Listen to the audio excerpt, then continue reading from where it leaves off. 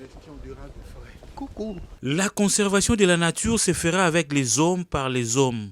Dans la parfaite collaboration, ce travail passe inévitablement par les droits de l'homme et vice-versa.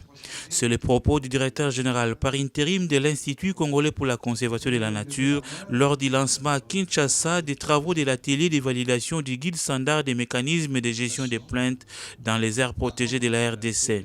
Olivier Moucheté, qui tient à un travail de qualité, a rappelé aux différentes parties prenantes à cette messe l'importance de cet outil de travail. C'est très important pour nous, pour l'Institut congolais de conservation de la nature, de bénéficier de ce genre d'outils parce que ça permet à notre personnel et en l'occurrence à nos rangers, les éco-gardes du corps PPN, de faire correctement leur travail sur le terrain, tout en permettant aussi aux populations locales de pouvoir s'exprimer librement. Ce guide, souligne-t-il, s'inscrit dans une stratégie globale de positionnement et de valorisation de l'être humain au cœur du processus de conservation de la nature et de la biodiversité. À la question sur les destinataires du guide, le directeur général par intérim de l'Institut congolais pour la conservation de la nature précise. Quand on met en place un mécanisme de gestion des plaintes, certainement ça doit concerner les populations locales qui sont dans ou alentour de nos aires protégées, mais ça doit aussi concerner nos propres agents, parce que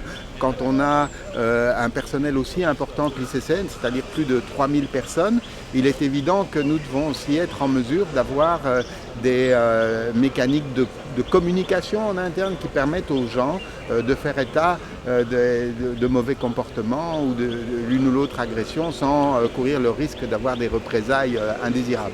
Cet atelier de validation fait suite aux analyses approfondies des experts de l'ICCN, de la GIZ et de la société civile lors des travaux de l'atelier de prévalidation organisé en juin dernier par l'ICCN en collaboration avec la GIZ sur la mise en place d'un guide standard des mécanismes de gestion des plaintes des aires protégées de la RDC.